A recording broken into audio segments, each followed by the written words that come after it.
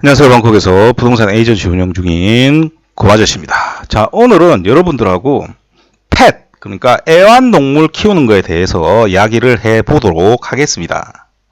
제가 블로그에는 이 부분을 상세하게 써놓은 적이 있는데 찾아보니까 유튜브에는 제대로 얘기를 해드린 적이 없더라고요. 가끔씩 콘도 소개하면서 잠시 얘기한 것 밖에 없고 상세하게 얘기한 적이 없기 때문에 제가 오늘 이 부분에 대해서 이야기를 해드리도록 하겠습니다. 우선 태국 콘도 같은 경우는 건물 전체가 금연으로 되어 있으면 내 집에서도 담배를 피시면 안 됩니다. 이 말이 무슨 말이냐? 그 몰래 피워서 안 들키면 되죠. 그런데 만약에 담배를 피우시다가 이게 새 나가가지고 옆집에서 신고가 들어갔다. 또는 베란다에서 피다가 윗집에서 신고가 들어갔다. 그러면 벌금이 계속 나오게 됩니다. 자, 그러니까 태국 콘도는 콘도 규정을 반드시 지키셔야 됩니다. 이 부분이 뭐냐? 확장을 시키면 제 블로그 내용 중에서 하루에 5명 이상 꾸준히 보는 내용이 뭐냐 하면 에어비앤비 관련 내용입니다. 혹시라도 지금도 에어비앤비를 미끼로 콘도를 파시는 분들이 있다라고 하면 그분들은 그냥 사기꾼이기 때문에 여러분들 패스를 하셔야 됩니다. 제가 이 부분에서 어마어마하게 많은 얘기를 했기 때문에 오늘은 짧게만 오늘 주제와 연결해서 이야기를 해드리도록 하겠습니다.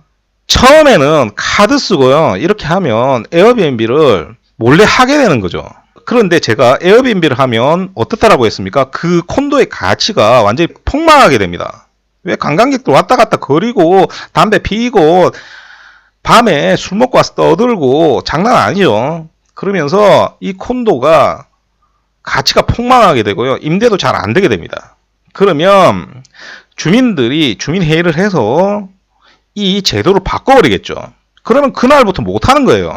카드 없애버리고 페이스 스캔하고 또 그 페이스 스캔에 1년 동안 교체 횟수도 제한해 버립니다.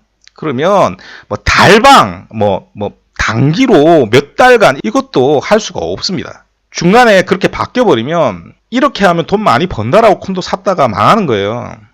그리고 그걸 계속 했다 하더라도 굉장히 큰 문제가 생깁니다. 제가 계속 말씀드렸지만 중요한 건 처음에 어떻게 사는가인데 그런 것들을 안 따지게 돼서 처음부터 손해를 보게 되죠. 그리고 관광객도 왔다 갔다 거리고 짧게 단기 임대를 하게 되면 집 금방 망가집니다. 그리고 들어와서 담배도 피고 뭐 그렇게 해버리면 그냥 집 작살 나는 겁니다.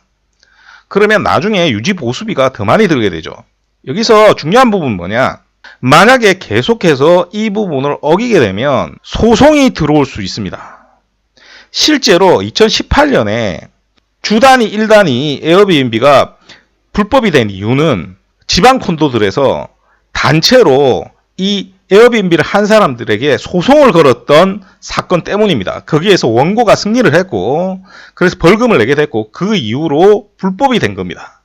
그러니까 불법적인 일을 하시면 안 됩니다. 자, 그래서 이 부분을 가지고 지금 펫과 연결을 시키면 가끔씩 보면 집 사서 그냥 키우면 안 되냐 이렇게 나오시는 분들이 있습니다. 안 됩니다. 어마어마하게 나중에 혼자 고생하게 됩니다. 한국이 아닙니다. 여러분들 내 집이니까 내 마음대로 해도 된다. 물론 내 집이니까 내 집 안에서 아무 때나 해도 됩니다. 근데 그게 남한테까지 피해를 끼치게 되면 그건 계속 그 건물에서 벌금이 나오게 됩니다. 그리고 최종적으로 문제가 계속 생기게 되면 그분한테 계속 불이익도 생기고요. 최종적으로 소송까지 걸릴 수 있습니다. 그렇기 때문에 여러분들이 이 규정을 어기면서 뭘 할 수 없다. 이걸 여러분들이 인지를 하고 있으셔야 됩니다. 자, 그러면 우리가 키울 수 있는 데가 아예 없냐? 그렇지는 않죠. 어떤 게 있을 수 있겠습니까? 애초부터 펫이 허용된 콘도들이 있습니다. 문제는 그 펫이 허용된 콘도들이 굉장히 적다는 겁니다. 요즘 조금 많이 나오고 있고 특히 외곽에 젊은 사람들, 그러니까 이제 막 돈 벌기 시작한 젊은 사람들이 사는 지역에는 그런 펫 프리 콘도들이 꽤 있습니다만 가격이 좀 높거나 한 중간 단위 이상 가격이 넘어가게 되면 이 펫 프리 콘도가 급격히 줄어들게 됩니다. 건설사마다도 조금씩 다른데 뭐 산실이나 AP 같은 회사들은 사실상 펫프리 콘도가 아예 없다라고 보시면 됩니다. 자, 그리고 지금 오리진 같은 경우는 이렇게 펫프리가 되어 있는 콘도가 있고요. 또 펫프리가 아닌 콘도도 있습니다. 그래서 이걸 구분해서 여러분들이 생각을 해야 되고요. 자, 그리고 대표적으로 펫프리가 되는 브랜드가 이 메이저의 마루 브랜드입니다. 여기는 펫프리 콘도로만 지어지고 있고요. 그리고 가격이 비싼 건 거의 없다라고 했지 않습니까? 그래서 가격이 비싼 것 중에서 펫프리가 되는 대표적인 회사가 바로 레이몬드 랜드입니다. 이 레이몬드 랜드는 지금 보시면 펫프리라고 안 나와 있지만 실제로는 펫프리가 되는 콘도만 최근에는 지어지고 있다, 이렇게 생각을 하시면 되겠습니다. 그래서 뭐 에스텔레라든지 테이트 사돈 12 같은 경우는 펫을 키울 수 있다, 이렇게 생각을 하시면 되겠습니다. 그리고 어떤 경우도 있냐면 이런 콘도들처럼 이렇게 규모가 크지 않습니까? 그런데 여기에 지금 안 나와 있지만 실제로는 이 안에서 이 동 중에 한 동은 펫을 키울 수 있는 동이 있습니다. 그래서 이런 것들도 있다, 이렇게 생각을 하시면 되겠습니다. 그런데 문제는 뭐냐? 펫만 키우는데 집중을 해버리면 콘도를 사는 거에 집중을 할 수가 없겠죠. 우리가 펫을 키울 수는 있지만 이 콘도를 사도 되는지 안 사도 되는지 또 따져야 될 거 아닙니까? 이 콘도가 투자해도 되는 콘도 중에서 또 펫을 키울 수 있는 콘도는 굉장히 적은 겁니다. 거의 찾기 힘들겠죠. 자, 여기서 더해서 만약에 임대를 받는다. 그러면 여러분들이 임대를 받는다라고 하면 이런 펫 허용된 콘도에 가서 임대를 받으면 되지 않겠냐, 이렇게 생각할 수 있는데 이것도 약간 착각입니다. 왜 그러냐 하면 임대를 주는 집주인 입장에서는 내가 인테리어 해놓고 다 해놨는데 개를 키운다? 여러분들 입장 바꿔서 허가를 해줄까요? 안 해줄까요? 그러니까 펫프리 콘도 중에서도 임대를 놓고 있는 유닛들은 최소한 50% 이상은 또 펫을 키울 수 있게 허락을 집주인이 안 해줍니다. 그러니까 실제로 임대를 받게 되면 더 줄어들게 됩니다. 그리고 제가 더 중요한 얘기를 해드리면 방콕 같은 경우는 보시면 녹지가 거의 없죠. 자, 그러면 여기 공원들이 있지 않습니까? 이 공원들은 괜찮지 않느냐라고 얘기할 수 있는데, 자, 여기 프롬퐁에 여기 보면 조그마한 공원 있죠? 여기는 개를 가지고 들어갈 수가 없습니다. 아예 입구 컷이고요. 또 룸피니 공원도 마찬가지입니다. 입구 컷입니다. 자, 반대로 자, 여기 보시면 요 벤차키디 공원 있지 않습니까? 요거는 요 수원은 가능합니다. 제가 알기로 요 수원은 들어갈 수가 있습니다. 그 다음에 또 공원이 있는 여기 자투짝 쪽에 보시면 여기 퀸시리킷, 여기는 개가 들어갈 수 없는 걸로 알고 있고요. 여기 자투짝 공원하고 여기 와치라벤, 여기는 자전거 빌려서 이렇게 탈 수 있는 데입니다. 제가 한번 해봤는데 와, 더워가지고 힘들더라고요. 자, 그래서 한번 자전거 타실 분들은 여기 가시면 됩니다. 그래서 여기 같은 경우는 개가 들어가는 게 허용이 되는 걸로 저는 알고 있습니다. 근데 문제가 뭐냐? BTS MRT에 개를 데리고 탈 수가 없습니다. 그러니까 개를 키우시려면 또 운전도 하셔야 됩니다. 자, 그리고 더 결정적인 문제가 뭐냐 하면 저도 강아지를 굉장히 좋아합니다. 제가 사는 지역이 외국인들이 좀 살아서 개들이 좀 많고요. 좀 큰 개들도 많이 키웁니다. 근데 가끔씩 보면 그 개 주인들이 좀 밉더라고요. 왜 그러냐? 허스키도 있고요. 사모예드 같은 개들도 있습니다. 이 개들이 북극에 살았던 개들이잖아요. 그러면 개들이 얼마나 고통스럽겠습니까? 한국에서 키워도 겨울철 돼야 활기를 가질까 말까 이런 개들이거든요. 그런데 여기는 매일 덥지 않습니까? 그러면 에어컨 아무리 빵빵하게 매일 틀어놔도 정말 그 개들은 여기와 고통스러울 겁니다. 그러기다가 제가 왜 공원을 얘기했느냐? 공원 이외에 개를 키울 만한 환경이 안 됩니다. 인도가 한국처럼 넓은 것도 아니고요. 그 좁아 터진 데서 개를 산책시키고 운동시키고 할 수 있는 공간도 거의 없습니다. 그러니까 만약에 여기서 개를 키우시려면 더운 지방에서 태어난 품종으로 활동량 적은 게 키워야 돼요. 그게 제일 좋습니다. 그러면 어떤 분들은 이 얘기를 할 겁니다. 이렇게 개출입이 허가된 공원 근처에 콘도를 찾으면 되지 않냐. 문제는 뭐냐면 공원 근처에 개를 키울 수 있는 콘도가 있냐 없냐 이거부터가 문제가 되는 겁니다. 없을 수 있잖아요. 제가 앞에도 말씀드렸듯이 개를 키울 수 있는 데가 한정돼 있다라고 분명히 알려드렸습니다. 그러니까 이것저것 다 따지면 굉장히 힘든 겁니다. 그래서 실제로 제가 콘도를 다 보여드리고 콘도도 마음에 들어 했는데 갑자기 몰랐던 강아지 얘기를 하더라고요. 그래서 제가 이 콘도에서 강아지를 키울 수가 없다라고 하니까 굉장히 실망하시는 경우도 많이 봤고요. 그래서 실제로 거래가 안 된 적도 있습니다. 그게 가격이 굉장히 비싼 거였는데도 거래가 안 된 적이 있습니다. 그래서 여러분들 방콕으로 이주를 하시거나 실제로 살기 위해서 콘도를 구매하시는 분들은 혹시 강아지가 있다라고 하면 이 부분을 꼭 생각을 하시고 접근을 해 주시길 부탁을 드리겠습니다. 그리고 한 가지 더, 쇼핑몰 같은 데도 들어갈 수 있는 데가 있고요, 못 들어가는 데가 있습니다. 그래서 그런 것들도 일일이 전부를 체크하시고 지내셔야 됩니다.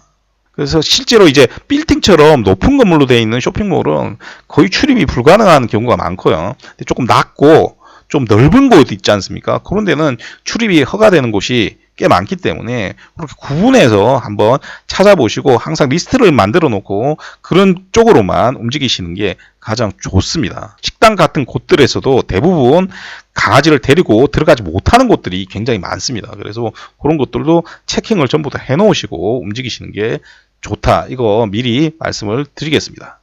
오늘은 제가 이번 주에 바빠가지고 마트를 제대로 가고 그렇게 못했기 때문에 에까마이 지역, 요 에까마이 지역에서 국수집, 최악의 국수집 3군데, 그리고 제가 뽑는 최고의 국수집 3군데, 이렇게 제가 여러분들에게 알려드리도록 하겠습니다. 처음에는 가지 말아야 할 곳, 제가 3군데 알려드리면, 자, 여기 보시면, 여기 로루아라고 있습니다. 여기 산내들 옆에 보면, 여기 로루아라고 있습니다. 여기가 음식이 관광지 음식이라, 그러니까 관광 온 사람들, 외국인들을 위한 음식들이라 음식이 맛없거나 하진 않아요. 그런데 이게 솔직히 말하면 요 양으로 60바 받으면요 정말 비싼 겁니다.